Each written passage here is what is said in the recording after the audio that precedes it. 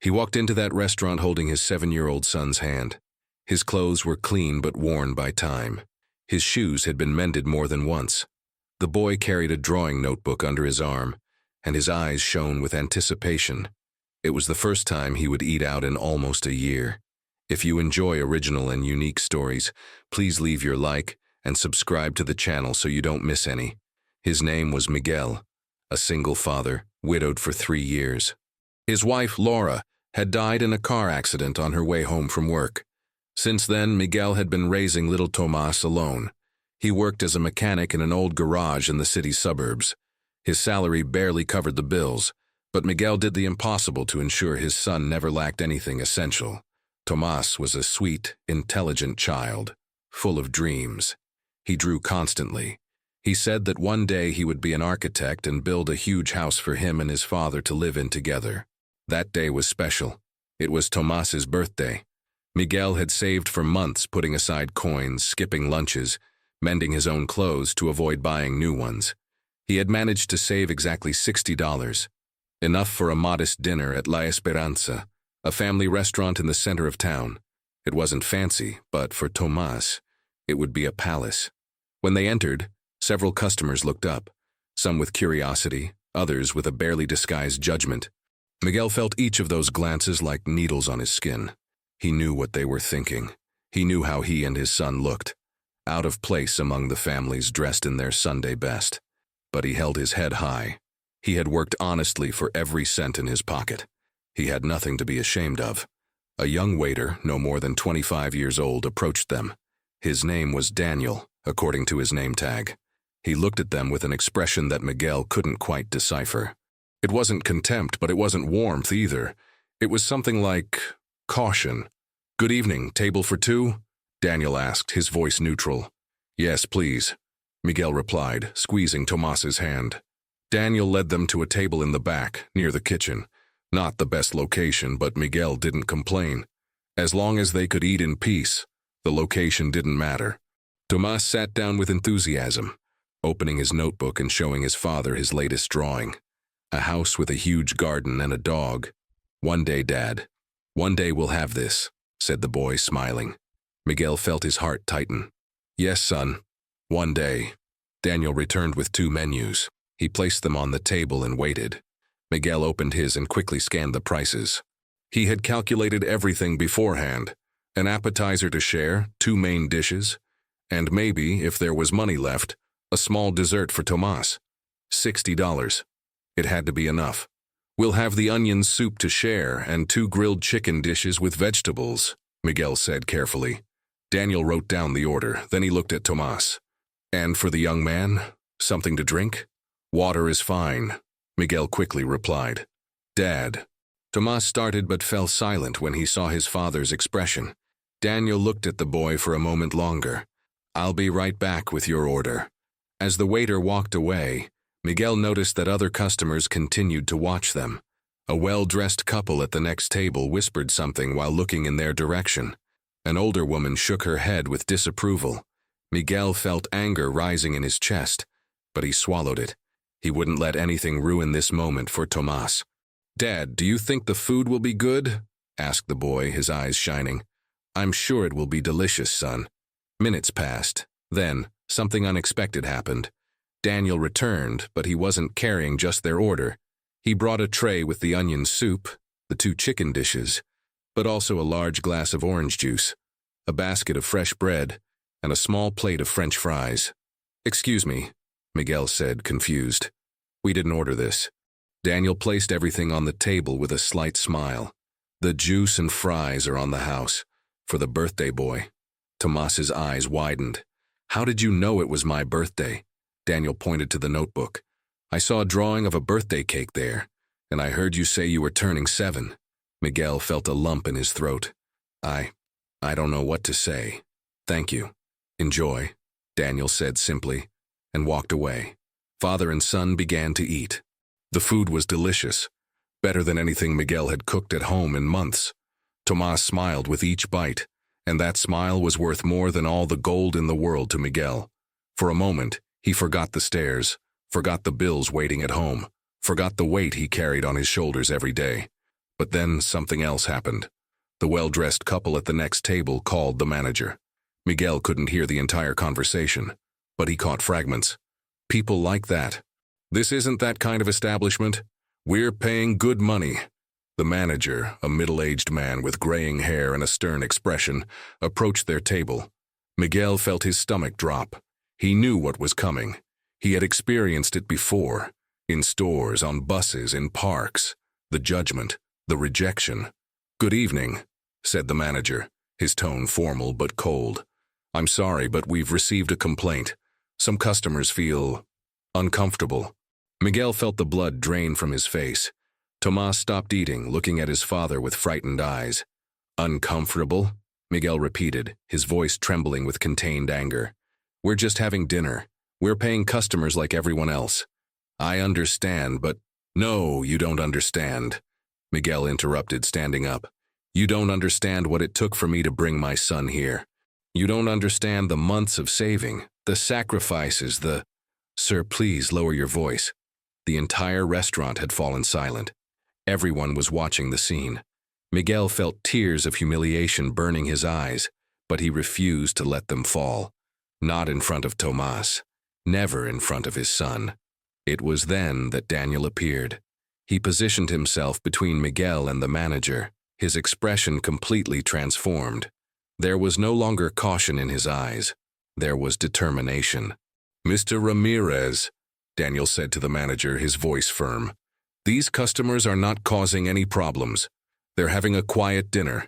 If anyone should leave, it's those who are complaining about their presence." The manager looked at the waiter with surprise. "Daniel, this is not—" "With all due respect, sir, yes it is. This gentleman and his son have as much right to be here as anyone else. And if that's a problem for any customer, then perhaps we should reconsider who we really want in this restaurant." A tense silence followed. The manager looked around, noticing that several customers were now watching with interest, some even nodding in agreement with Daniel. The well-dressed couple looked uncomfortable, realizing that public opinion was not in their favor. "Daniel," the manager said in a low voice, "we'll discuss this later." "There's nothing to discuss, Mr. Ramirez. If they leave, I leave too. And I think several other employees will do the same." Miguel stood frozen, unable to believe what he was witnessing. A stranger, a young waiter he had just met, was risking his job to defend him, to defend Tomas. The manager looked at Daniel for a long moment. Then he sighed deeply and turned to Miguel. "Please, sir, accept my apologies. You and your son are welcome here. Enjoy your dinner." He glanced at the couple who had complained. "And if anyone has a problem with that, they're free to leave." The couple stood up indignantly and left, murmuring complaints. But something extraordinary happened. 3 other tables began to applaud, first softly, then louder. Other customers joined in. In a matter of seconds, the entire restaurant was applauding, not for the manager, but for Daniel, and for Miguel and Tomas. Miguel felt tears finally escape, but now they were different. They were tears of relief, of gratitude, of something he hadn't felt in a long time, dignity restored. "Thank you," he managed to say to Daniel, his voice choked with emotion. Daniel smiled. "There's no need to thank me, sir. Everyone deserves respect. Everyone." Father and son sat back down and continued their dinner, but now the atmosphere was completely different. Several customers approached to wish Tomas a happy birthday. An elderly lady brought a piece of cake from her own table. A young couple offered to pay for their dessert. Miguel tried to refuse, but they insisted. When it was time to pay, Miguel pulled out his $60. But Daniel shook his head. "Your dinner is on the house. Manager's orders." "No, I can't accept that," Miguel protested. "I want to pay. I have the money." Daniel leaned closer and spoke quietly. "I know you do, sir, and I respect that. But please, let this be a gift. Not because you need it, but because your son deserves it. And because you deserve a break, even if just for one night." Miguel looked at the money in his hand. Then he looked at Tomas, who was smiling as he ate his cake, and he made a decision. He put the money away and extended his hand to Daniel. "What's your full name?" "Daniel Morales." "Daniel Morales, one day I'm going to repay you for this. I promise you." Daniel smiled. "There's nothing to repay. Just pass it forward when you can." That night, When Miguel and Tomas left the restaurant, the boy was radiant with happiness. He talked non-stop about the food, the cake, the kind people. He didn't fully understand what had happened. He didn't understand the prejudice, the humiliation his father had almost suffered. And Miguel was grateful for that. He wanted his son to grow up believing that the world was good, that people were kind. Because if one person, just one, had the courage to stand up for what was right, then maybe there was hope. But what Miguel didn't know was that this encounter was just the beginning, that the life of Daniel Morales, the young waiter who had defended him, would intersect with his in unexpected and profound ways, and that the lesson of that night would resonate for years to come. 3 years passed.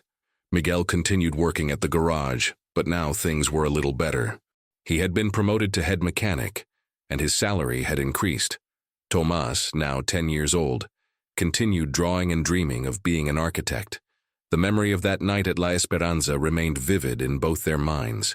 It had become a story they told often, the story of the waiter who had stood up for them when no one else would. One rainy afternoon, Miguel was under a car when he heard someone enter the garage. "We're closing in 10 minutes, he shouted without looking up. "Miguel Hernandez?" Something in that voice made Miguel slide out from under the car. When he stood up and saw who it was, he almost didn't recognize him. Daniel Morales stood there, but he looked very different. He wore an expensive suit, his hair was professionally cut, and he carried a leather briefcase. But his smile was the same. "Danielle?" Miguel could barely believe it. "Is that you?" "In the flesh." Daniel approached and shook his hand warmly. "I've been looking for you for weeks. Your old address was outdated and La Esperanza had closed. I finally found someone who told me you worked here. What happened? You look different." Daniel laughed. "A lot has happened in 3 years. Can we talk?" They sat in the small office of the garage. Daniel told him his story. After that night at the restaurant, he had been fired. The manager, Mr. Ramirez, couldn't forgive the public humiliation. Daniel spent months unemployed, surviving on odd jobs, but he never regretted what he had done. "That night changed my life, Miguel," Daniel said. "I realized that standing up for what's right is more important than any job, and that gave me clarity about what I wanted to do." He explained that he had enrolled in university, studying social work. He got a scholarship based on an essay he wrote about that night, about dignity, respect, and standing up against injustice. After graduating, he was hired by a large non-profit organization that worked with vulnerable families. Now he was the regional coordinator, helping hundreds of families get access to education, housing, and opportunities. "And I'm here because I want to offer you something," Daniel said, opening his briefcase and pulling out some documents. "My organization has a program that provides scholarships for children with exceptional talent. I saw Tomas's drawings that night. I never forgot them. I made some inquiries, talked to his teachers. Miguel, your son, is incredibly gifted." Miguel felt his heart race. "What are you saying?" "I'm saying that we want to offer Tomas a full scholarship to the best art school in the state. Everything included. Tuition, materials, even transportation. He could start next semester." Miguel couldn't speak. He felt tears running down his face, but he didn't care. It was the dream. It was everything he had wanted for his son but never thought possible. "Why?" he finally managed to ask. "Why are you doing this?" Daniel smiled. "You told me that night that one day you would repay me, but the truth is you already did. You and Tomas reminded me why kindness matters, why fighting for others matters. This is not me paying a debt. This is me passing forward what that night taught me." Miguel stood and embraced Daniel. No words were necessary. They both understood what that moment meant. When Tomas found out about the scholarship, he cried with joy. But what touched Miguel most was what his son said afterward. "Dad, when I'm a famous architect, I'm going to design buildings for people who don't have homes, so no one has to sleep in the cold. And I'm going to put Mr. Daniel's name on the first one." Years continued to pass. Tomas thrived at the arts school, his talent blooming under the guidance of exceptional teachers. His drawings evolved into sophisticated architectural designs. At 13, he won a national youth design competition. At 16, he was already being recruited by prestigious universities. Miguel watched his son's growth with a pride that filled every corner of his being. The garage where he worked had been bought by a new owner, who recognized Miguel's skill and integrity. He was now a partner in the business with a steady income that allowed him to provide Tomas with everything he needed, and more importantly, everything he deserved. But life has a way of bringing people full circle. When Tomas was 17, preparing to graduate from high school, he came home one day with news that left Miguel speechless. "Dad, you remember La Esperanza? The restaurant?" "Of course, son. How could I forget? Someone bought the building. They're renovating it. And I heard they're looking for a designer to reimagine the space." Tomas paused, his eyes shining with that same enthusiasm Miguel had seen when he was 7. "I want to apply. I want to be the one to bring it back to life." Miguel felt a wave of emotion. "Son, you're competing against professional architects, people with years of experience." "I know, Dad, but I have something they don't have. I have a connection to that place. I know what it meant. I know what it should become." How could Miguel say no to that? Tomas worked for 3 weeks on his proposal. He designed a space that honored the restaurant's history but transformed it into something more. A community center with a restaurant at its heart.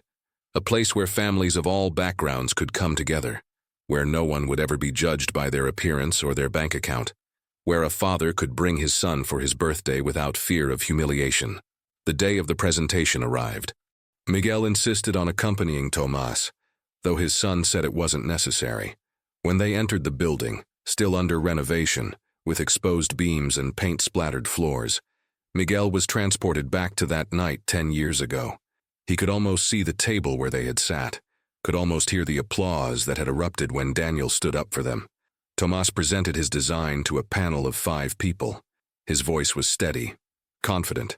He spoke about architecture as a tool for social inclusion, about spaces that heal communities, about the responsibility of designers to create places where everyone belongs. When he finished, one of the panelists, a woman in her 50s with kind eyes, stood up and began to applaud. The others joined her. Tomas looked at his father, who was trying not to cry. "Young man," said the woman, "I've seen dozens of proposals for this project. But yours is the first that understands what this place really needs to be. The position is yours, if you want it." Tomas could barely contain his excitement. Yes, absolutely. "There's one condition," the woman added. "The investor who bought this building wants to meet you before we finalize anything. He's very particular about his vision for this space. He should be here any minute." As if on cue, the door opened, and Miguel's breath caught in his throat. It was Daniel. But it wasn't the waiter Daniel, or even the social worker Daniel. This Daniel had gray touches in his hair, lines around his eyes that spoke of years of hard work and purpose. He wore a simple shirt and jeans, but carried himself with quiet authority. "Sorry I'm late," he said, then stopped when he saw Miguel and Tomas. A slow smile spread across his face. "Miguel? Tomas? Mr. Daniel!" Tomas ran to him like he was still that 7-year-old boy, and Daniel hugged him tightly. Miguel approached more slowly, overwhelmed. "You bought La Esperanza?" "I did. 6 months ago." Daniel's eyes were wet. "That night changed my life, Miguel. I told you that before. But what I didn't tell you is that I made myself a promise. If I ever had the means, I would buy this place and turn it into what it should have been all along. A place of dignity, of acceptance, of hope." The woman from the panel spoke up. "Mr. Morales has funded this entire renovation from his personal foundation. When he heard that a 17-year-old had submitted a proposal, he was skeptical. But when I told him the boy's name was Tomas Hernandez, he insisted on moving up the meeting." "You knew," Miguel said to Daniel. "You knew he applied." "I had a feeling he might. Your son has become quite well known in architecture circles." Daniel turned to Tomas. "I've followed your career, young man. Every award, every recognition. I've saved every article. And now, if you're willing, I want you to be the lead designer on the project that matters most to me." Tomas looked at his father, then at Daniel. "I'm 17. I haven't even started university yet. Why would you trust me with something so important?" Daniel smiled.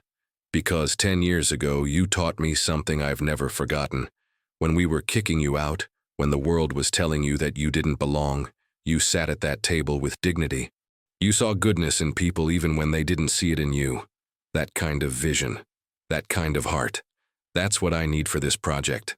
Technical skills can be learned, but the ability to see the humanity in every person? That's rare. And you have it. There was a long silence. Then Tomas spoke, his voice steady despite his emotion. I accept, but I have one condition of my own. Name it, Daniel said. When the restaurant opens, the first table, the one in the back near the kitchen, that table will have a plaque, and it will read, "This table is reserved for those who need reminding that they belong, and no one will ever be turned away from it. Ever." Daniel extended his hand. Deal. They shook hands, but then Daniel pulled Tomas into another hug. Miguel joined them, and for a moment the three of them stood in the middle of that empty, paint-splattered space, holding on to each other and onto the memory of a night that had changed all their lives. The restaurant reopened 2 years later. Tomas's design was breathtaking, a perfect blend of elegance and accessibility, of beauty and purpose. The back table had its plaque, just as he had promised. And true to Daniel's vision, it was a place where everyone was welcome. At the opening night, Miguel stood with Tomas, now 19 and already a university student with a bright future ahead of him. Daniel was there too, older but still with that same determined kindness in his eyes. "You know what I think about sometimes?" Miguel said to them both. "What would have happened if you hadn't stood up for us that night, Daniel? Where would we be now?" Daniel shook his head. "Don't think like that. You would have found your way, Miguel. You're a fighter. You always were." "Maybe," Miguel admitted, "but it would have been a lonelier fight, and Tomas might not have learned the most important lesson." "What lesson, Dad?" Tomas asked. Miguel put his hand on his son's shoulder. "That one person's courage can change everything. That standing up for what's right always matters, even when it costs you something. And that kindness is never wasted. It echoes forward in ways we can't imagine." He looked around the restaurant at the families eating together, at the laughter and warmth filling the space. All of this started because a young waiter decided that dignity was worth more than a paycheck, because he saw us as human beings when others saw us as problems. Daniel smiled. And all of this continues because a father taught his son to see goodness, even in difficult moments. Because a 7-year-old boy held on to his dreams, even when the world seemed determined to crush them. Tomas looked at both of them. "So what you're saying is we saved each other?" Miguel and Daniel exchanged glances. Then they both nodded. "Yes," Miguel said. "That's exactly what happened."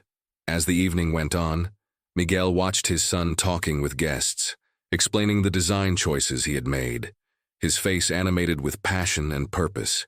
He thought about that night 10 years ago, about the fear and humiliation he had felt, about the kindness that had saved them. And he thought about the truth that had become clear over all these years. Sometimes the smallest acts of courage create the biggest ripples. A waiter standing up to his boss, a father refusing to let his son see him defeated, a boy holding on to his dreams despite impossible odds. Together, they had built something beautiful, not just a restaurant, but a legacy of dignity, of standing up for others, of believing that everyone deserves respect.